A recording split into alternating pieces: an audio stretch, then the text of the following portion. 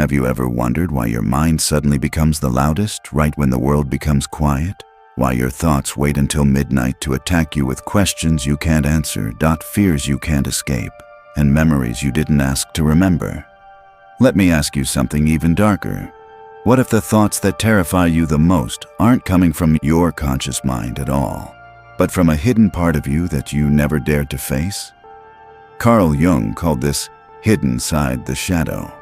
And according to him, overthinking is not random. It is the shadow trying to speak. Imagine standing in a dimly lit hallway. You hear footsteps behind you.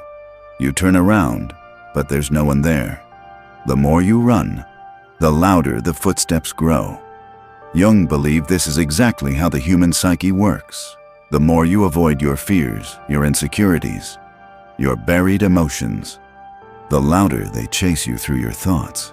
He said, until you make the unconscious conscious, it will direct your life and you will call it fate. And that is the terrifying truth behind overthinking. It's not your mind being too active. It's your unconscious trying to make you aware of something you keep ignoring. Let's break it down. When you overthink, is it really the present you're afraid of? Or is it the past you haven't made peace with?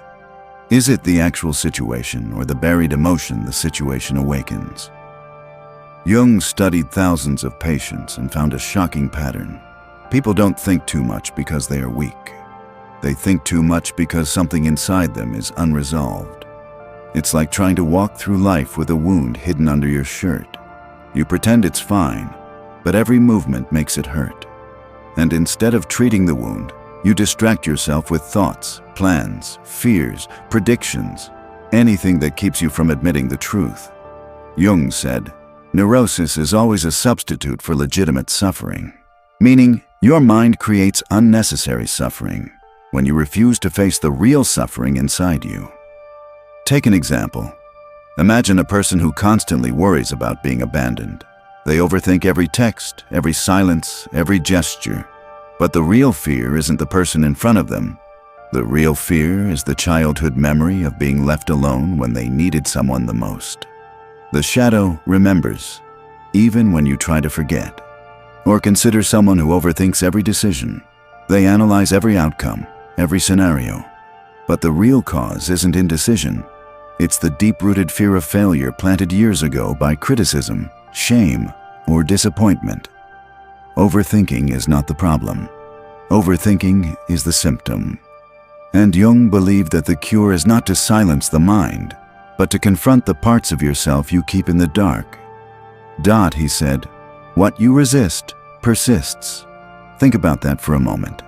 Every thought you try to suppress comes back stronger. Every fear you try to outrun starts running faster. Every emotion you escape tightens its grip. Because the shadow does not disappear when ignored. It becomes louder. Let me ask you a disturbing question. What if your overthinking is actually your shadow knocking on the door, trying to show you the parts of yourself you are finally strong enough to face? Maybe that anxiety you feel isn't a warning. Maybe it's a memory. Maybe that fear isn't about the future. Maybe it's about your past. Maybe those thoughts aren't overactivity. Maybe they're messages. Jung believed that the moment you stop running, the moment you turn around and look at the shadow, something changes inside you. You realize the monster you were afraid of was never a monster at all. It was a wounded version of you asking to be acknowledged. And here is the shocking part.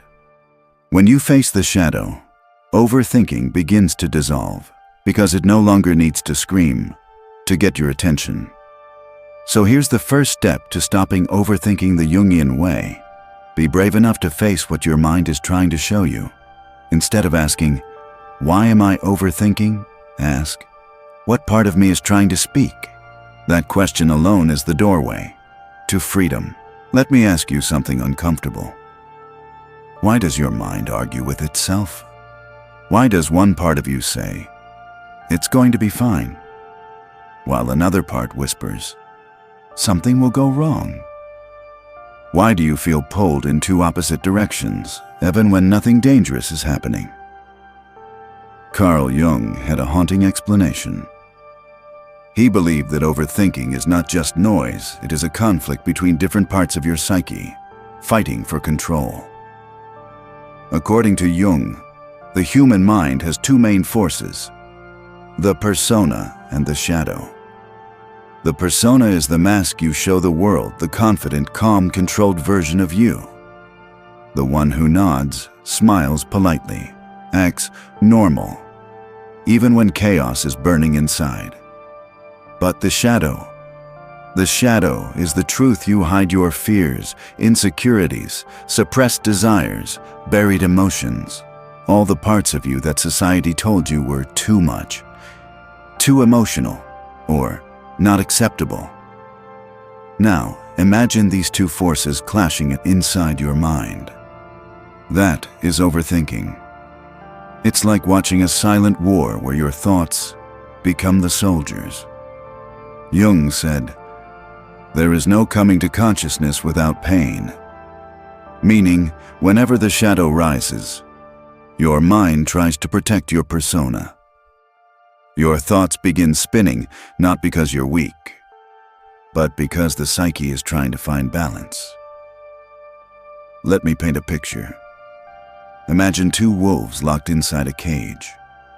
One wolf wants peace and stability. The other wants truth, expression, and emotional release. You are the cage. Your thoughts are their growls. The conflict continues until you decide which wolf to feed. Overthinking is that cage shaking violently. Let's make it even clearer with a few real-life examples. A person constantly replaying conversations. What if I sounded stupid? What if they misunderstood me? It's not just embarrassment. It's persona versus shadow. The persona wants to look perfect. The shadow remembers moments of past rejection and refuses to stay quiet. A person overthinking decisions. What if I choose wrong? It's not indecisiveness. It's persona versus shadow. The persona wants control. The shadow fears failure. A person overthinking relationships. What if they leave? What if I am not enough? Again, persona versus shadow. The persona wants to appear confident. The shadow carries the wounds of abandonment. Jung believed that your psyche is trying to integrate these forces. Not eliminate the shadow, but bring it into harmony with the persona. But here's the twist. And this is where it gets profound. The shadow doesn't rise to destroy you. It rises to complete you. Jung said, "The shadow is not a problem to be solved. It is a gift to be unwrapped." Read that again. Your overthinking is not your enemy. It is a messenger trying to tell you. You are divided within yourself. And division creates fear, doubt, confusion, mental exhaustion. Overthinking happens when your persona says, "Be strong," but your shadow whispers, "I'm hurt." Your persona says, "Forget it," but your shadow remembers everything. Your persona says, "Move on," but your shadow is still bleeding. Your persona says, "Be perfect," but your shadow knows perfection is impossible. You feel stuck because two versions of you are pulling in opposite directions. But Jung never wanted us to kill the shadow. He wanted us to befriend it. Because the moment you stop treating your shadow like a threat, your thoughts stop fighting. Your mind stops spinning. The war quiets. Jung called this process individuation, becoming a whole, unified person rather than a divided one. Think about how powerful this is. Overthinking is not a flaw. It's a signal, a sign that your inner world is asking for alignment. So instead of asking, "How do I shut these thoughts up?" Jung would ask you, "What inner truth are these thoughts trying to reveal?" Because the moment you integrate your shadow, your mind begins to settle, naturally, effortlessly, quietly. And once you understand this inner conflict, you're finally ready for the next part. How to transform that shadow into strength instead of suffering. Have you ever wondered, why does your mind refuse to stay silent even when your entire body is begging for peace? Why do certain thoughts strike at 2 a.m. with such force that you feel as if someone else is pulling the strings inside your mind? Carl Jung believed something shocking. People don't notice their chains. They only notice them when they try to move. And overthinking is the chain we never see until it starts suffocating us. Let me ask you something. Have you ever tried stopping your thoughts, only to watch them become louder, more violent, more disturbing? Like a storm that gets stronger when you tell it to calm down? Here's the truth Jung discovered.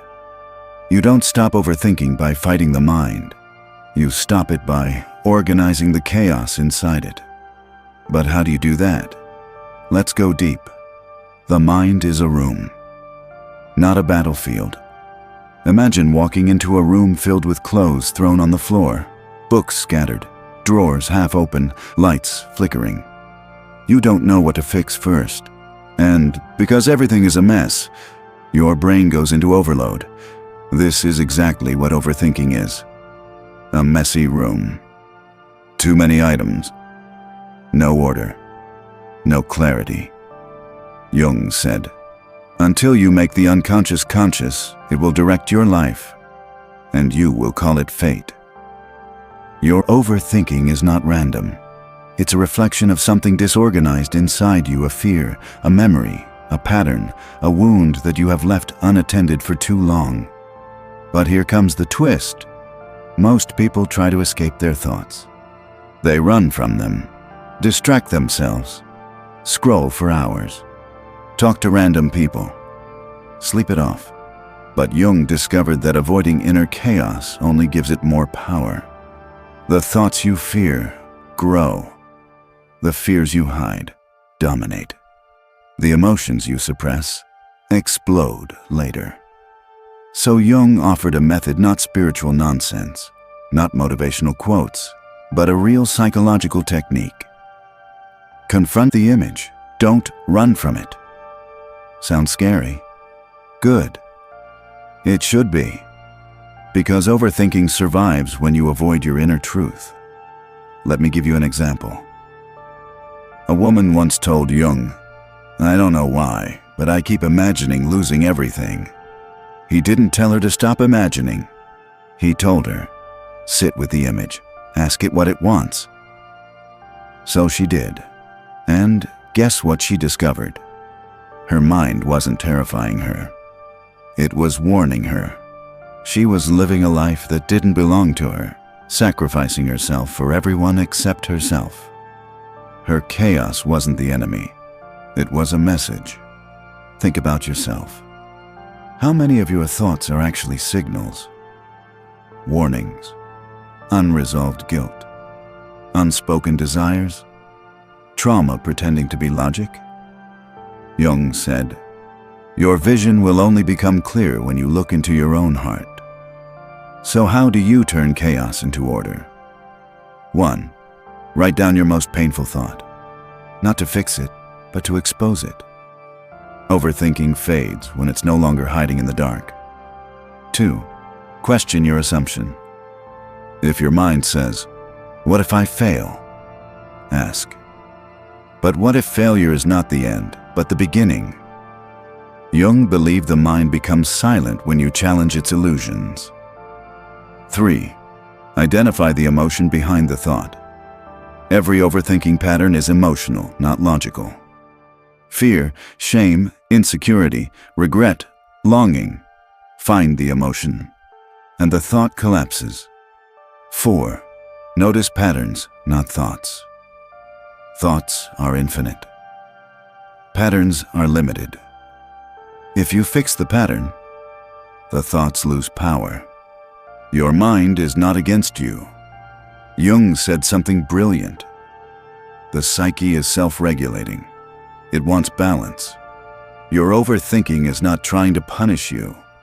It's trying to warn you, protect you, guide you, awaken you. But because the message is unorganized, it feels like torture. Turn chaos into order, and the torture becomes clarity. The noise becomes understanding. The burden becomes power. Tell me, isn't it strange? The very mind that once scared you can become the reason you rise. Your overthinking is not your enemy. It's an unopened letter, a sealed message, a path you haven't walked yet. And once you learn to organize the chaos inside you, your mind finally whispers, "I am with you, not against you." Have you ever wondered what would happen if, just for one moment, you stopped running from yourself? What if all the noise inside your head wasn't there to destroy you, but to guide you? Carl Jung believed something extraordinary. The privilege of a lifetime is to become who you truly are. But what if you've never even met that true you, hiding beneath the storm of your thoughts? This final part is the path back to yourself. Because overthinking isn't the enemy.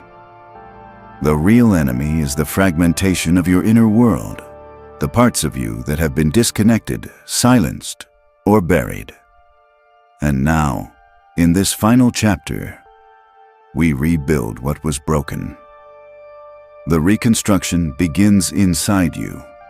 If the mind is chaotic, the world feels chaotic. If the mind is scattered, every decision feels impossible. But Jung discovered something shocking. Your thoughts calm down the moment your inner identity becomes whole. Think of your mind like a shattered mirror. Every piece reflects a different version of you. One scared, one angry, one hopeful, one hopeless.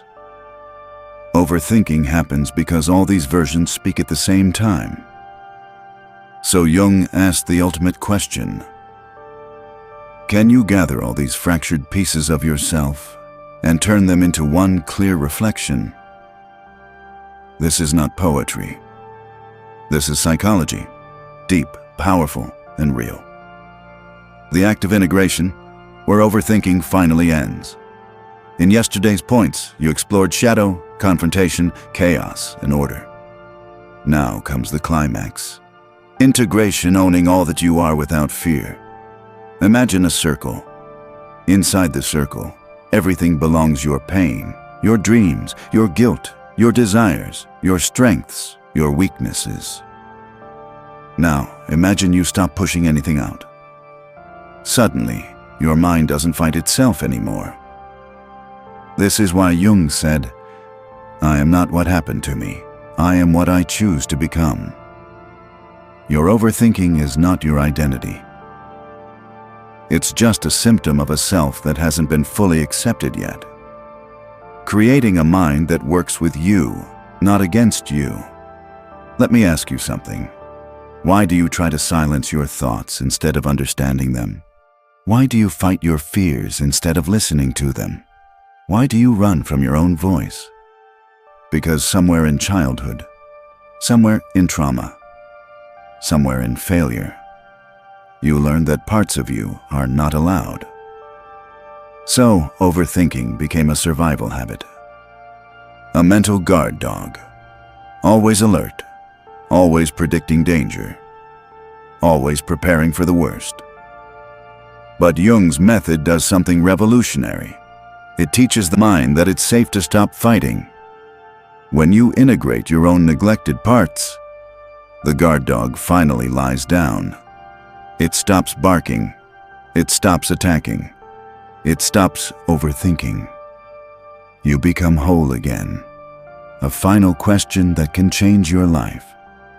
If you met the person you could become in 5 years, would that future version of you thank you for the way you think today? Or would they beg you to stop drowning in your mind and start living your life? Because overthinking steals time. It steals joy. It steals your identity. And Jung's message was simple. Until you make the unconscious conscious, it will rule your life. This is your moment, your turning point. Not tomorrow, not next week, Not someday. Now. The emotional close. If this story, this journey, this psychological awakening made even one thought inside you quieter, then don't keep it to yourself. Somewhere out there, someone is drowning in their own mind, just like you were. And maybe this video becomes the hand that pulls them out. So, if this helped you, even a little, like the video, share it with someone who needs it. And subscribe. Not for the algorithm, but so you don't miss the next step of your healing journey. Because this isn't just a video. This is your rebirth. And Carl Jung would be proud of the person you're becoming.